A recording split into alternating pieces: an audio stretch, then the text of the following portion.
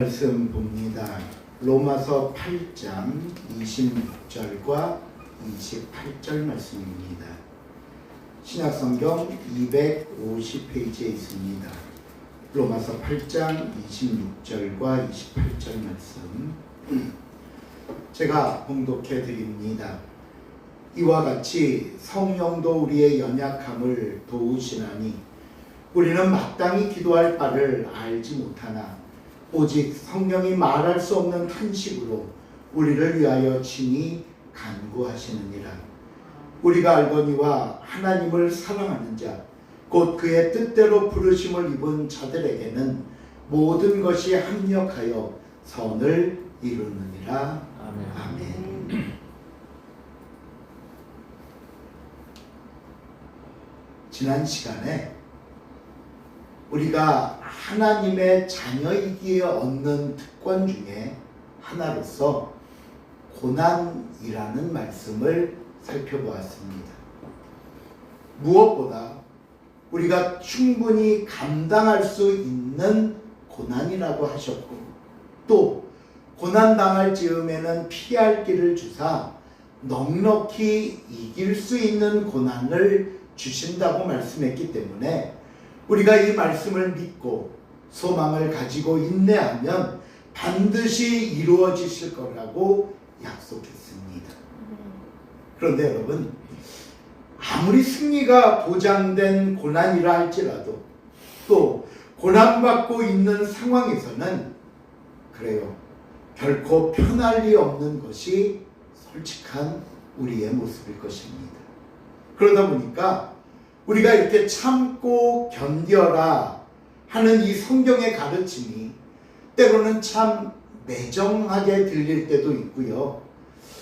글쎄, 말씀이 그렇게 하니, 하나님이 그렇게 하니 정말로 하긴 해야겠는데 내가 정말 잘 참고 감당할 수 있을까? 때로는 자신 없는 내 모습을 발견하게도 됩니다.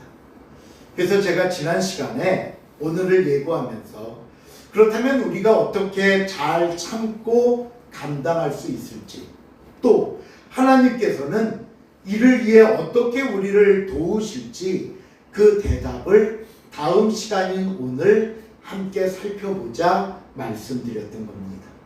이제 그 내용으로 들어갑니다. 어떻게 우리가 고난을 감당하고 참을 수 있는가? 하나님께서 이를 위해 우리를 도우시는 첫 번째 방법은요, 성령을 통해서다 말씀합니다.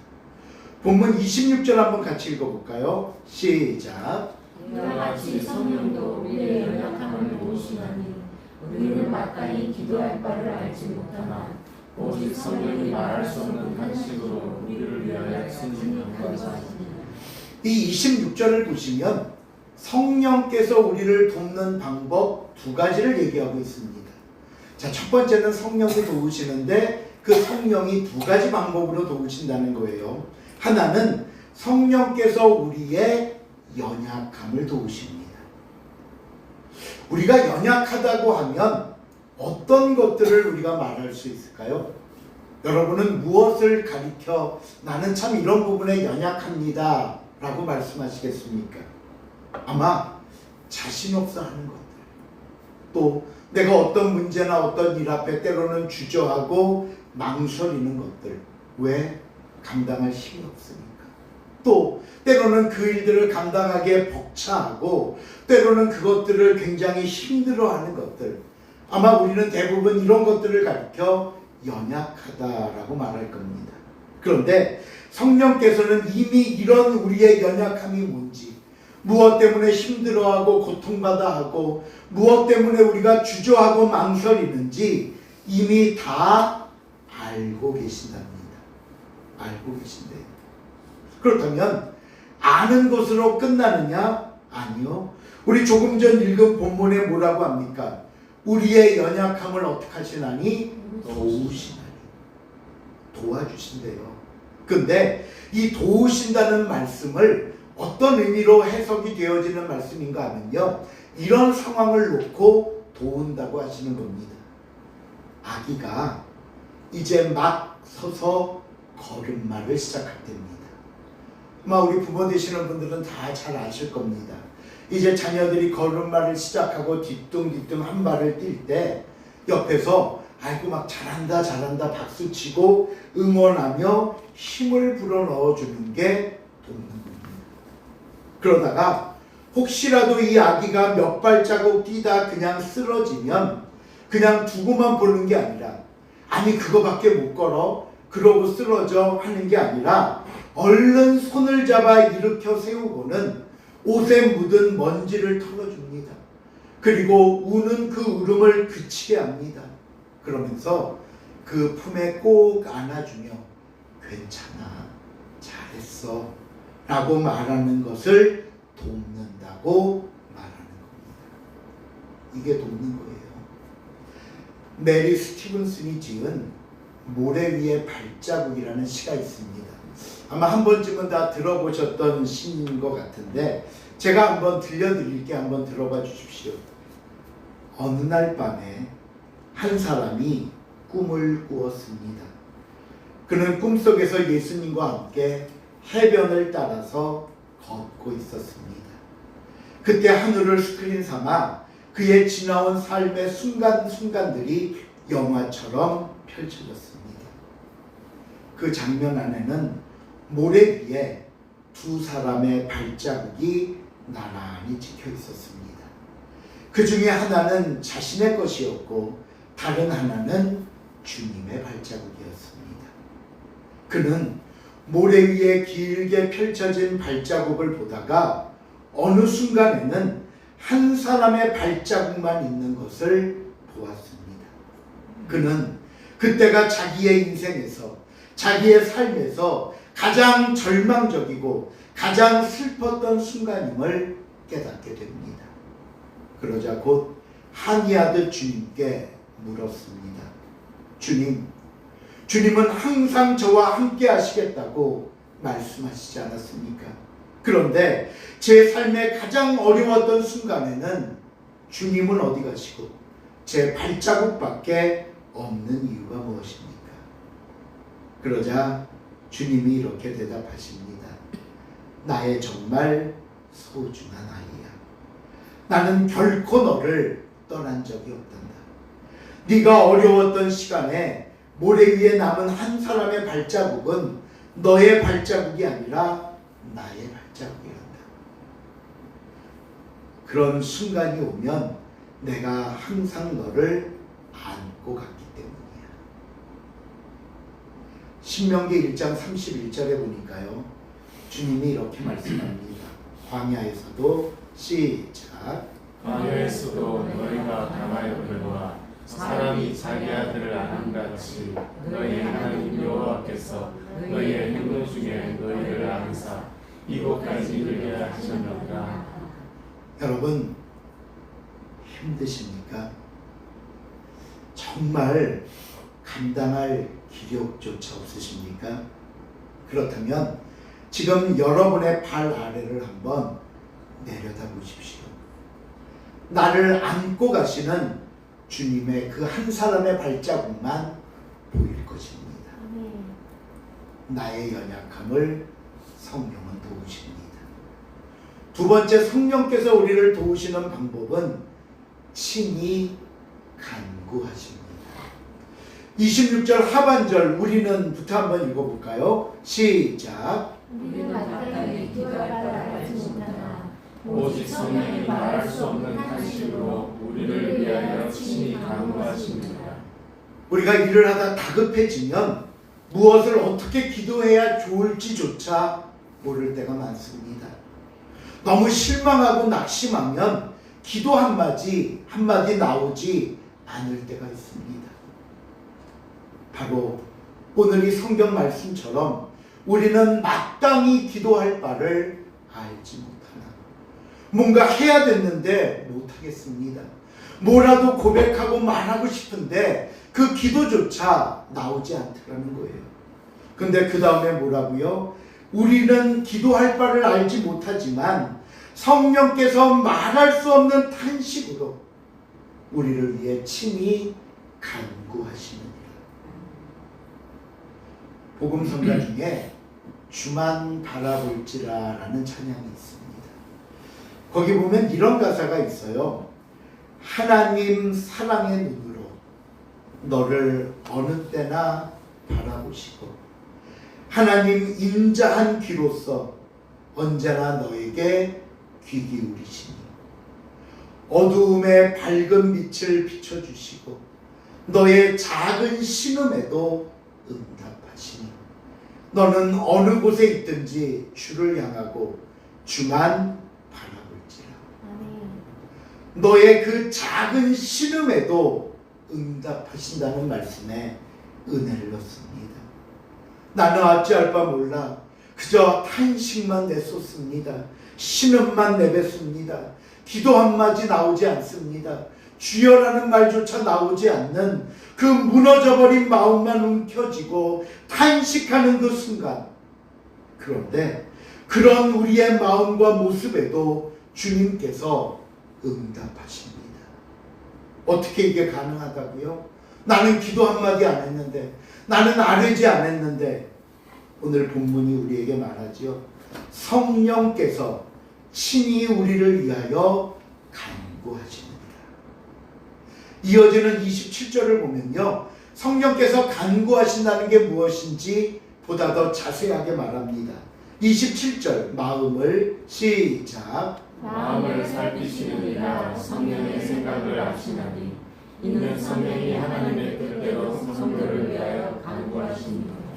성령님께서는 누구보다 하나님의 뜻을 잘 아십니다.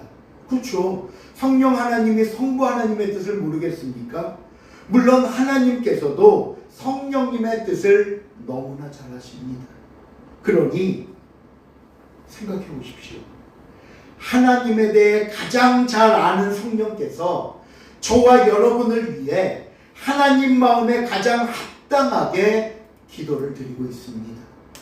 또 하나님께서는 자신에 대해 너무나 잘 아는 성령께서 드리는 기도니 어떻게 그 기도가 응답되지 않을 수 있겠습니까?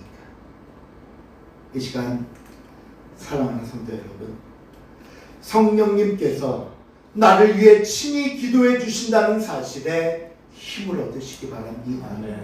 성령께서 나의 탄식과 나의 아픔을 아시고 그 모든 것을 친히 하나님께 아랜다는 말씀에 위로받으시기를 바랍니다. 성령보다 든든한 후원자는 세상에 없기 때문입니다. 그러게 우리 26절 말씀 다시 한번 읽어볼게요. 이와 같이 성령도 시작. 이와 같이 성령도 우리의 연약함을 도우시나니 우리는 마땅히 기도할 바를 알지 못하나 오직 성령이 말할 수 없는 탄식으로 우리를 위하여 친히 간구하시느니라. 오늘도 내 안에 계셔서 나를 주관하시고 다스리시는 그 성령의 도우심을 구하고 성령을 의지하며 사는 삶이 우리가 당하는 고난을 이기며 감당하는 힘이 되는 것입니다. 그래서 성령께서 도우십니다. 두 번째, 우리가 인내하며 감당할 수 있는 것은 모든 것을 합력하여 선을 이루게 하시기 때문입니다. 28절입니다. 시작. 우리가 알거니와 하나님을 사랑하는 자 곧 그의 뜻대로 부르심을 입은 자들에게는 모든 것이 합력하여 선을 이루느니라. 하나님을 사랑하는 성도들, 하나님을 아빠라 부르며 하나님의 자녀로 사는 저와 여러분을 위해서 모든 것이 합력하여 선을 이루게 만드신답니다. 이 말씀에는 역시 또 두 가지 의미가 있는데요. 첫 번째 것은 세상의 모든 것을 동원해서 우리를 도우신다는 겁니다. 모든 걸 동원해서. 이 모든 것이라는 말씀을 여러분 기억하십시오. 이 모든 것은 우리를 돕기 위해 하나님이 동원하시는 이 모든 것은 우주 만물을 가리킵니다. 우리를 위하여 우주 만물을 움직이십니다. 우리를 위하여 세상을 변화시키십니다. 역사와 사회를 주관하시고 한 사람 한 사람의 마음과 행동, 그들의 뜻과 생각도 움직이십니다. 이것이 하나님의 능력이며 우리를 사랑하시며 우리를 감당케 하시는 하나님의 약속입니다. 저와 여러분을 위해 모든 것을 합력하여 선을 이루게 하시는 하나님, 그 움직이시는 하나님을 잊지 마시길 바랍니다. 두 번째, 우리를 돕기 위해 하나님이 모든 것을 이용하시는 것 중에 하나는요, 특별히 선물처럼 준비해 놓으신 게 있습니다. 우리를 위해서 그 모든 것 안에 특별히 준비한 선물이 있다고요. 그 선물이 혹시 뭔지 아세요? 우리를 위해 돕기 위해 준비해 놓은 선물. 성경이 아까 했고, 예수님, 목사님. 나 울면서 뛰어나갈 뻔했습니다.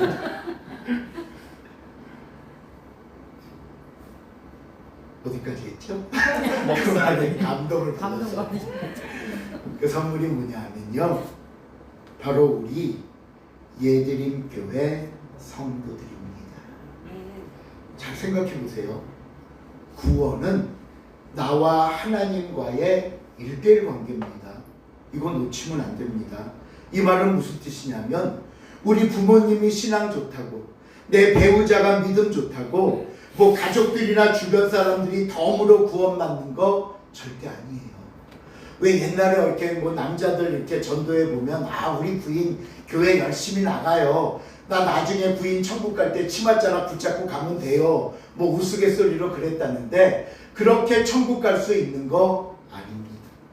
구원은 나와 하나님과의 1대1의 관계입니다.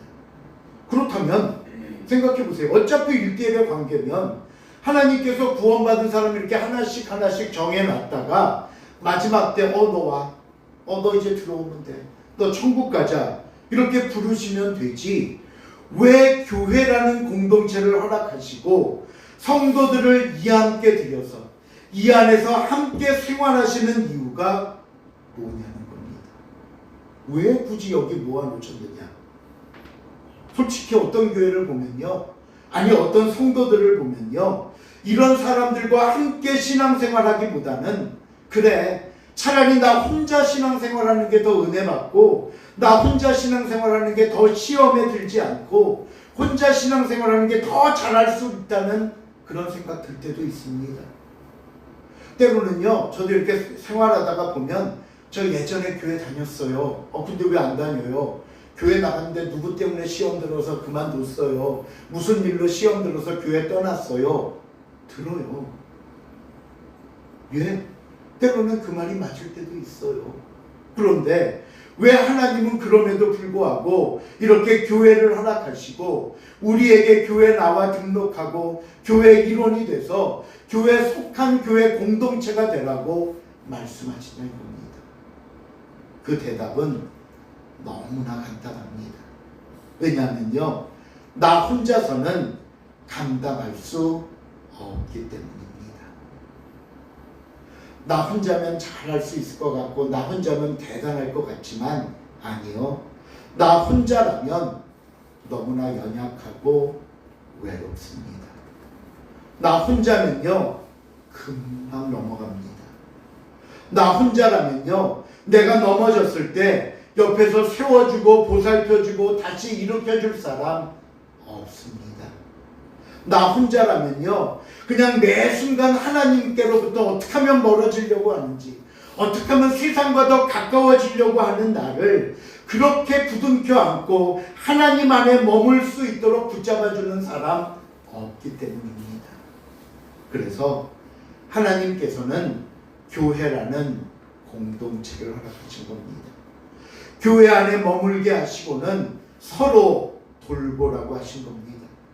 서로 응원하고 서로 격려하고 함께 소망을 가지고 함께 인내하며 주님 오실 그날까지, 때로는 우리가 주님 앞에 가는 그날까지 믿음의 삶을 잃지 말라고 공동체를 허락하신 겁니다.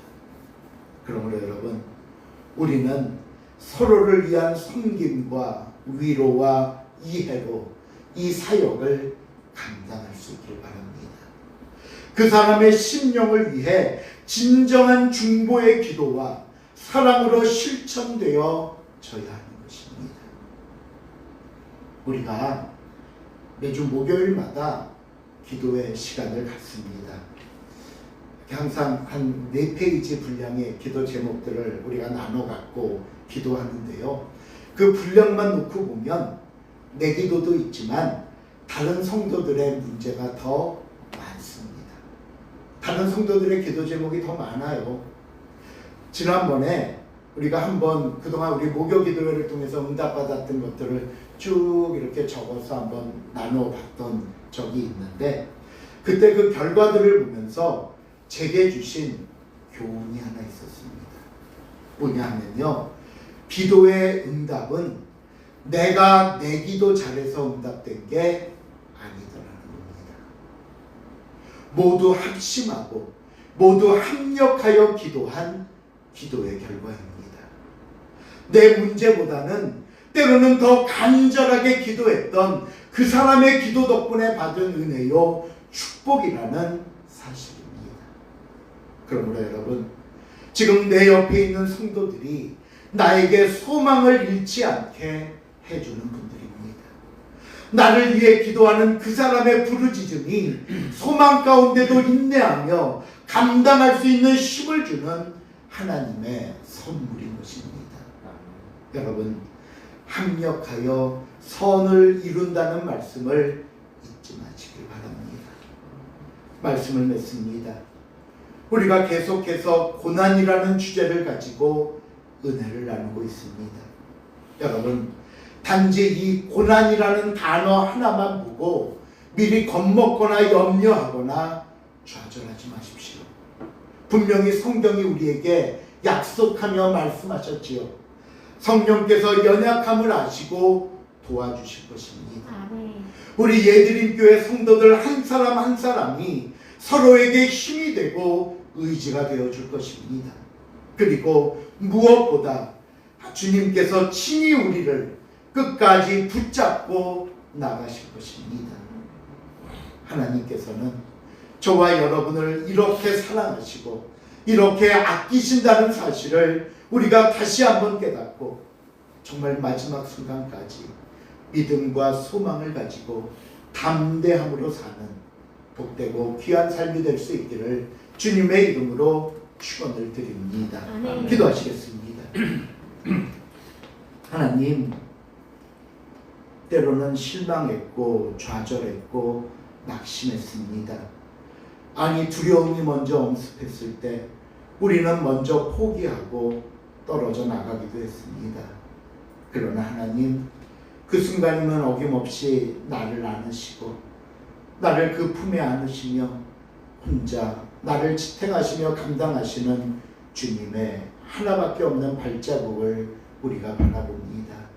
주여, 지금도 내가 주의 품에 안겨 있음을 알게 하시고 그러기에 쉼과 평안과 또다시 새로운 힘을 얻어서 그 은혜 속에 다시 한번 굳굳이 그리고 씩씩하게 걸어갈 수 있는 우리의 믿음과 삶이 되게 하여 주시옵소서.